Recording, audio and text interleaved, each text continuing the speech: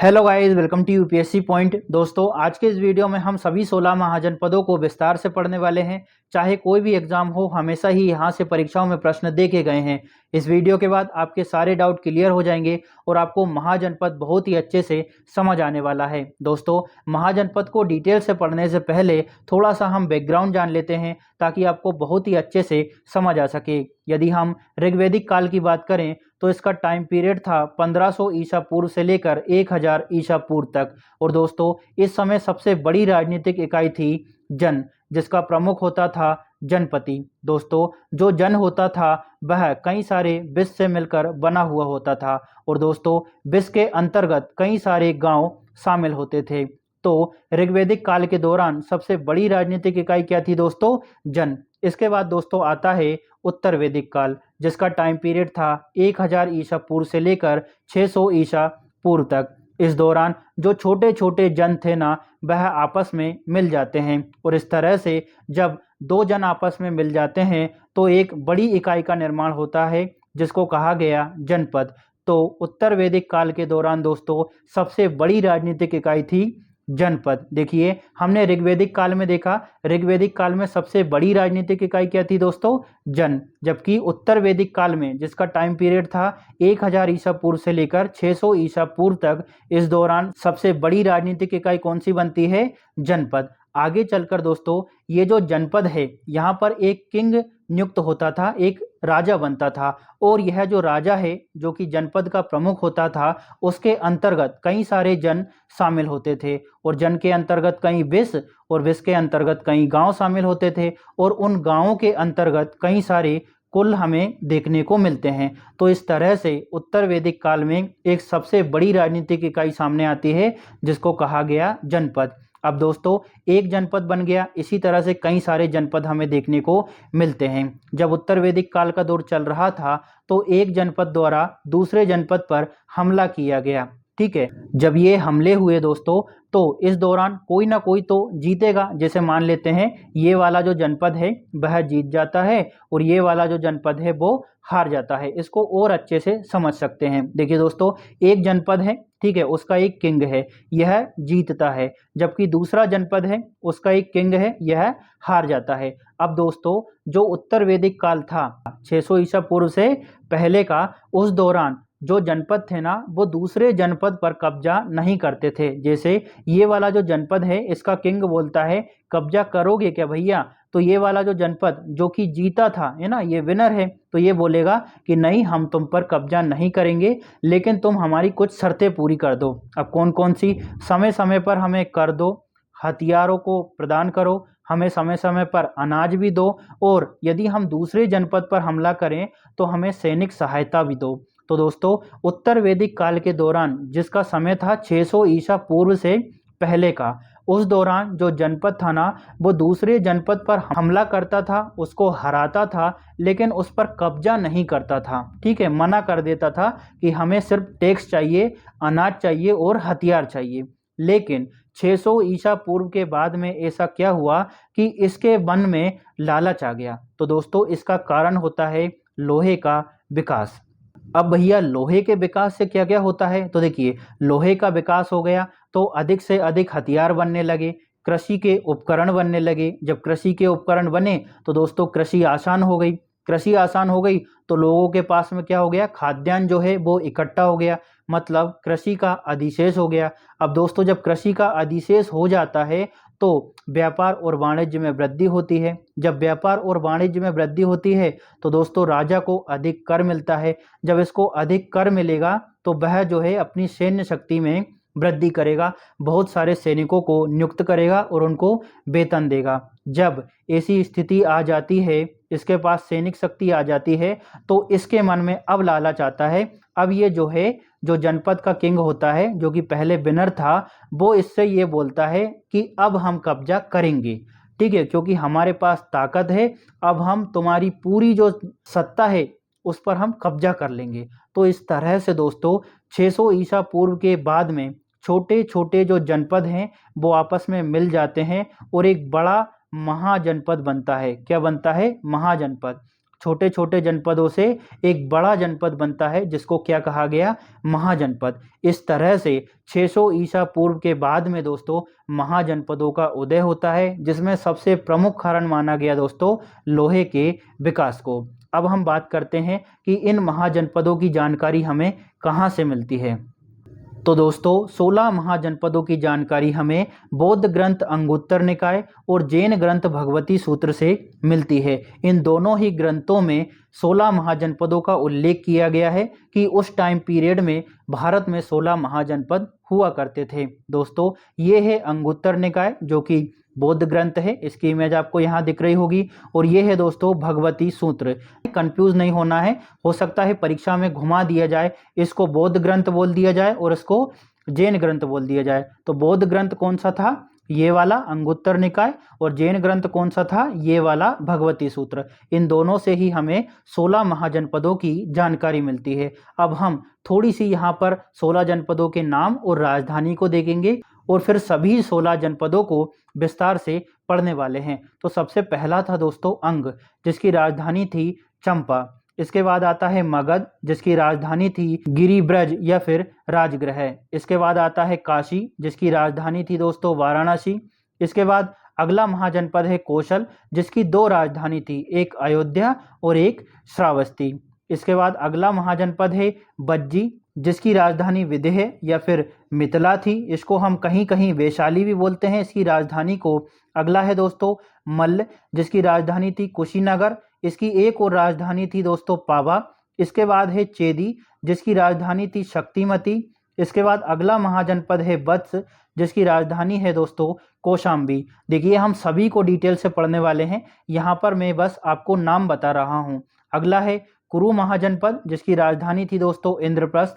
इसके बाद आता है पांचाल, जिसकी 2 राजधानी थी। देखिए जो पांचाल महाजनपद था वो 2 भागों में बटा हुआ था। उत्तरी पांचाल की राजधानी थी दोस्तों अहिच्छत्र और दक्षिणी पांचाल की राजधानी थी काम्पिल्य। इसके बाद आता है मत्स्य महाजनपद, जिसकी राजधानी थी दोस्तों विराटनगर। इसके बाद अगला है सूरसेन, जिसकी राजधानी होती है मथुरा। अगला है दोस्तों अशमक, जिसकी राजधानी है पोतनी या फिर उसको हम पोटली भी बोलते हैं। अगला महाजनपद है अवंती, इसकी भी 2 राजधानी थी। अवंती महाजनपद जो है वो 2 भागों में बटा हुआ था। उत्तरी अवंती की राजधानी थी दोस्तों उज्जैनी और दक्षिणी अवंती की राजधानी थी माहिष्मती। अगला है गांधार, जो कि पाकिस्तान में स्थित है, इसकी राजधानी है तक्षशिला। और अगला है कंबोज, जिसकी राजधानी थी दोस्तों हाटक। तो यहाँ पर हमने सभी 16 महाजनपद और उनकी राजधानियों का थोड़ा बेसिक इन्फॉर्मेशन को देख लिया है। अब हम इन सभी को डिटेल से पढ़ने वाले हैं, एक एक महाजनपद और उसकी लोकेशन के बारे में हम चर्चा करेंगे। तो चलिए अब बढ़ते हैं महाजनपदों के विस्तार की ओर। 16 महाजनपदों में दोस्तों सबसे पहला है अंग महाजनपद। सबसे पहले हम इसकी लोकेशन देखेंगे। देखिए दोस्तों ये सभी 16 महाजनपद हैं, ठीक है। इनकी लोकेशन जो है वो मैंने अपने हाथ से बनाई है। ये पूरा जो मैप है वो मैंने अपने ही हाथ से बनाया है। तो इसमें 99% जो है वो एक्यूरेसी है, इसमें लगभग कुछ भी गलत नहीं है, है ना। थोड़ा बहुत जब हाथ से बनाया है तो ऊपर नीचे हो सकता है, लेकिन 99% चांस है दोस्तों कि इसमें सब कुछ सही दिया गया है। यदि हम दोस्तों अंग महाजनपद की बात करें तो इसकी लोकेशन आपको यहाँ पर दिख रही होगी, है ना। ये अंग महाजनपद की लोकेशन है। यदि हम इसकी राजधानी की बात करें तो इसकी राजधानी थी दोस्तों चंपा। जो अंग है वह एक महाजनपद था और वर्तमान में बिहार के भागलपुर और मुंगेर जिलों के आसपास स्थित था। ये वाला जो एरिया है वो बिहार का एरिया है, ठीक है। तो यहीं पर अंग महाजनपद था और इसकी राजधानी थी दोस्तों चंपा। अथर्ववेद और महाभारत में इस महाजनपद का वर्णन किया गया है। एक बात और मैं आपको यहाँ बता दूं कि यदि परीक्षा में ऐसा प्रश्न आता है कि सबसे पूर्व में कौन सा महाजनपद स्थित था, तो आपको लोकेशन से समझ आ रहा होगा कि अंग महाजनपद जो है वो सबसे पूर्व में स्थित था।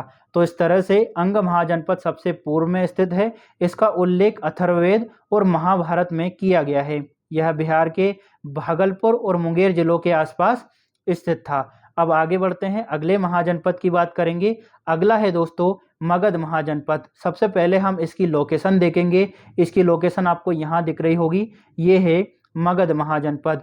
ये जो है वो दक्षिण बिहार और वर्तमान में गया और पटना जिलों में स्थित है। दोस्तों, महाजनपदों में सबसे शक्तिशाली था मगध महाजनपद। इसका उल्लेख सबसे पहले हमें अथर्ववेद में देखने को मिलता है। यदि हम और बात करें तो शतपथ ब्राह्मण में इसको कीकट कहा गया है। हो सकता है इस तरह से प्रश्न पूछ लिया जाए कि शतपथ ब्राह्मण ग्रंथ में किस महाजनपद को कीकट कहा गया है, तो आपका उत्तर क्या होगा? मगध महाजनपद को। दोस्तों, बौद्ध ग्रंथों के अनुसार मगध का सबसे प्रतापी शासक बिंबिसार था। मगध जो महाजनपद है, इसकी राजधानी थी दोस्तों गिरिब्रज या फिर राजगृह। ठीक है, गिरिब्रज या फिर राजगृह। इसके लोकेशन को अच्छे से याद रखना है। इसकी लोकेशन आपको यहाँ पर दिख रही होगी। अगले महाजनपद की ओर बढ़ते हैं। अगला है दोस्तों मल्ल महाजनपद। चलिए सबसे पहले हम इसकी लोकेशन को देखेंगे। ये था हमारा मगध महाजनपद। इसके यदि हम थोड़ा सा उत्तर की बात करें तो इसके थोड़ा सा उत्तर में हमें दिखाई पड़ता है मल्ल महाजनपद, जिसकी राजधानी थी दोस्तों कुशीनगर और पावा। चलिए अब हम इसके विस्तार की बात करें तो यह जो है वर्तमान में उत्तर प्रदेश के देवरिया क्षेत्र में स्थित था और यहाँ गणतंत्रात्मक शासन प्रणाली का पालन किया जाता था।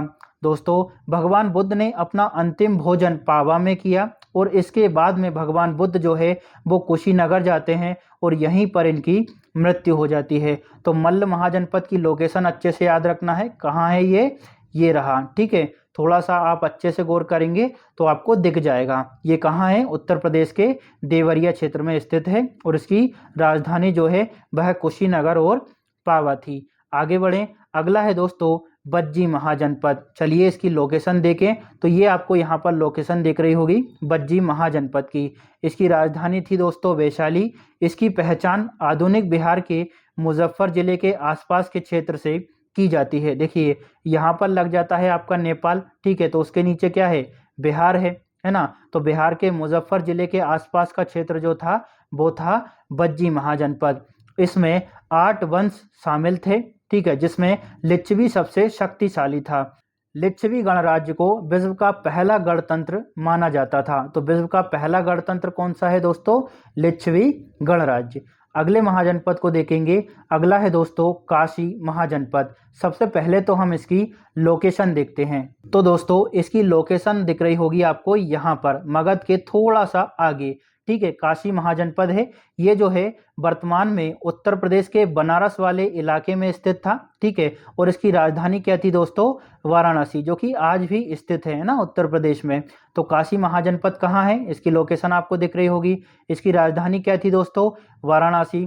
23वें जैन तीर्थंकर पार्श्वनाथ के पिता अश्वसेन जो है वो काशी के ही राजा थे। तो आपको काशी महाजनपद के बारे में ये बात याद रखनी है। अब हमने कौन कौन से पढ़ लिए? हमने अंग महाजनपद पढ़ लिया, मगध पढ़ लिया, काशी पढ़ लिया, बज्जी महाजनपद पढ़ लिया और दोस्तों मल्ल महाजनपद को हम पढ़ चुके हैं।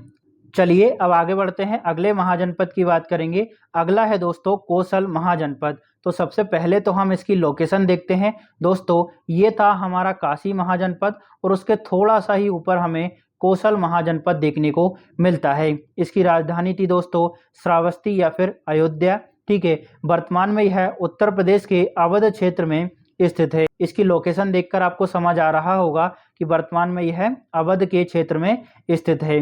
कोसल के सबसे प्रतापी राजा जो थे वो थे प्रसेनजीत, जो कि बुद्ध के समकालीन थे। आगे बढ़ें। अगला महाजनपद है दोस्तों वत्स महाजनपद। सबसे पहले तो हम इसकी लोकेशन देखेंगे। ये था हमारा काशी महाजनपद। उसका थोड़ा सा आगे है दोस्तों वत्स महाजनपद, जिसकी राजधानी थी कौशाम्बी। वर्तमान में यह इलाहाबाद के क्षेत्र में स्थित है।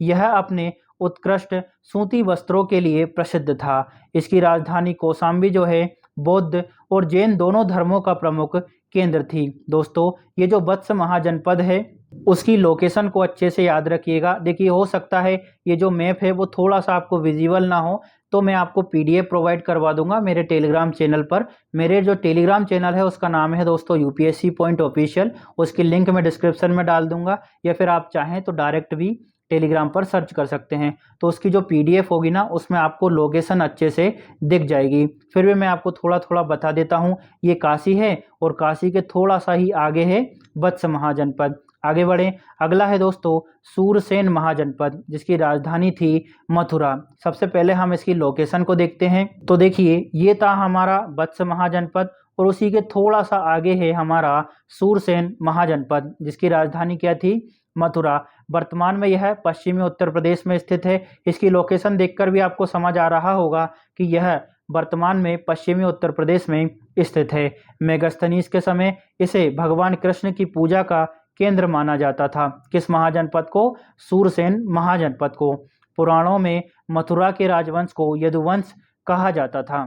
तो दोस्तों ये आपको अच्छे से समझ आ गया होगा। आगे बढ़ें। अगला है दोस्तों पांचाल महाजनपद, जिसकी राजधानी जो है वह दो थी। पांचाल महाजनपद जो है वो दो भागों में बटा हुआ था। उत्तरी पांचाल की जो राजधानी थी वह थी अहिच्छत्र और दक्षिणी पांचाल की राजधानी थी कामपिल्य।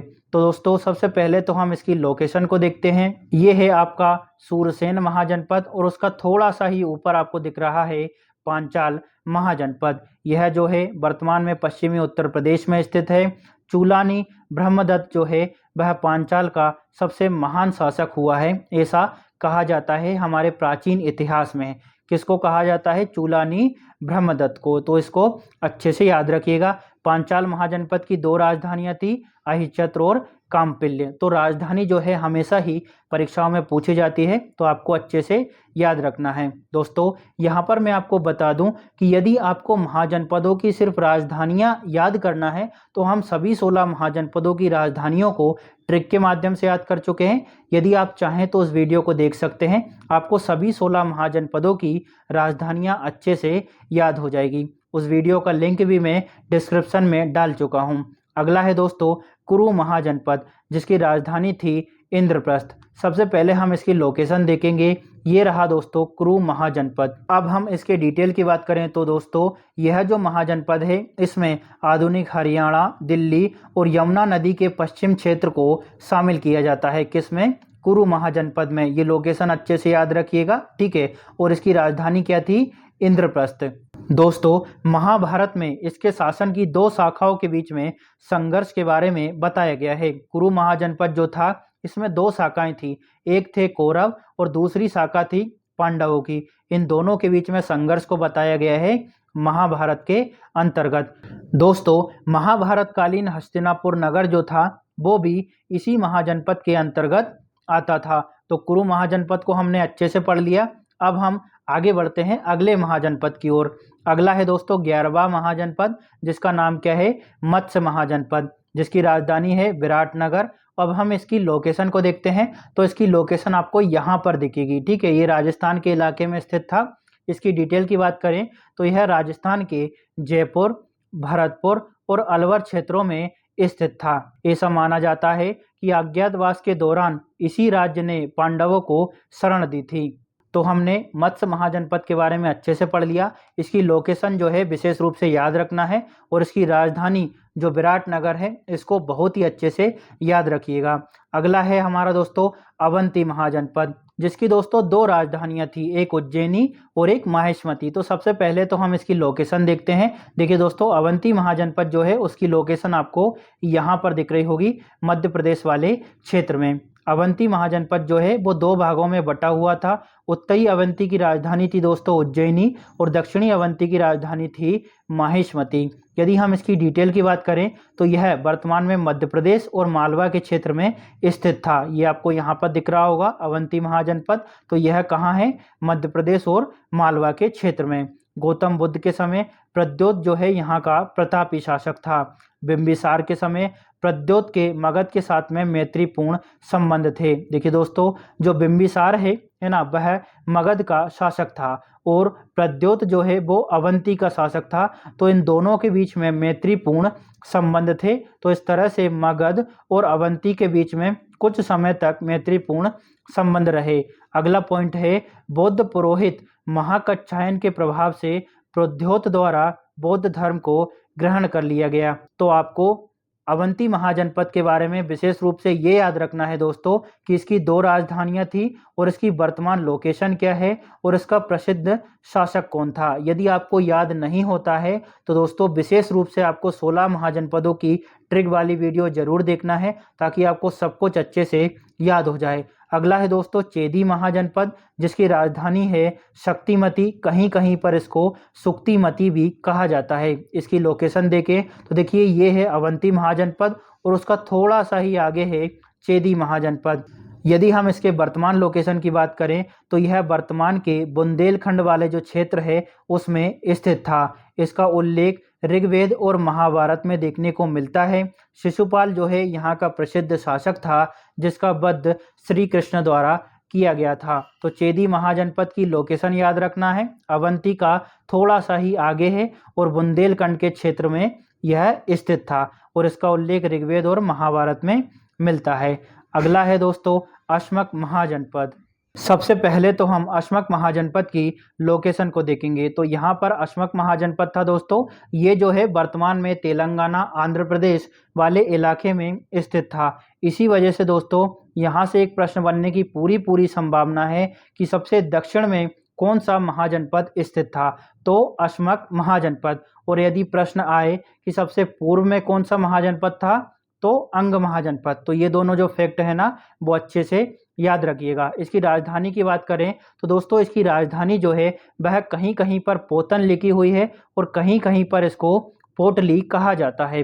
ठीक है, इसकी डिटेल की बात करें तो बौद्ध ग्रंथों के अनुसार यह नर्मदा और गोदावरी नदियों के बीच में स्थित था। तो यहाँ से प्रश्न बन सकता है कि कौन सा महाजनपद नर्मदा और गोदावरी नदियों के बीच में स्थित था, तो अश्मक महाजनपद। यह जो महाजनपद है एकमात्र महाजनपद था जो कि दक्षिण भारत में स्थित था।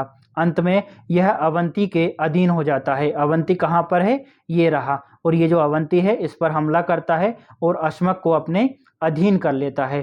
तो अश्मक महाजनपद की लोकेशन और इसकी राजधानी अच्छे से याद रखना है और यह नर्मदा और गोदावरी नदियों के बीच में स्थित था, इसको भी याद रखना है। अगला 15वां महाजनपद है गांधार महाजनपद। दोस्तों ये जो गांधार महाजनपद है वह भारत के बाहर स्थित है वर्तमान में, जिसकी राजधानी थी तक्षशिला। तो सबसे पहले हम इसकी लोकेशन देखेंगे।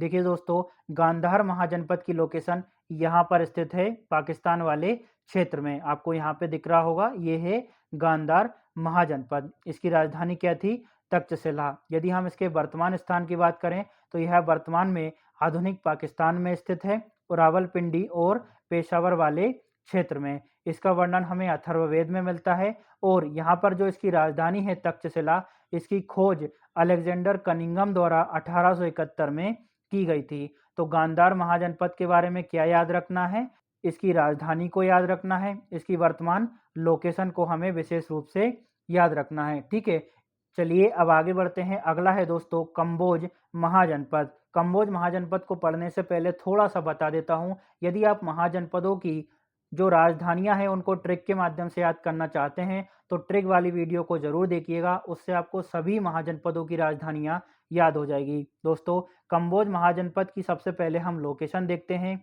ये रहा कम्बोज महाजनपद। इसी के दक्षिण में था दोस्तों गांधार महाजनपद, जिसको हम पहले देख चुके हैं। कम्बोज महाजनपद की राजधानी थी दोस्तों हाटक। यदि हम इसके वर्तमान क्षेत्र की बात करें तो यह वर्तमान में पाकिस्तान के हजारा जिले में आता है। ठीक है, इसके बाद यहाँ पर दोस्तों उत्कृष्ट नस्ल के घोड़े मिलते थे और इसका पड़ोसी जो था वो था गांधार महाजनपद। देखिए ये है कम्बोज महाजनपद और ये था गांधार महाजनपद। तो आपको अच्छे से समझ आ गया होगा। दोस्तों यदि आपको वीडियो अच्छी लगती है तो लाइक शेयर और सब्सक्राइब जरूर करिएगा, साथ ही कमेंट बॉक्स में अपना कमेंट जरूर डालें। साथ ही ये भी बताएं कि आप अगली वीडियो किस टॉपिक पर चाहते हैं। सो थैंक यू, पढ़ते रहिए और आगे बढ़ते रहिए।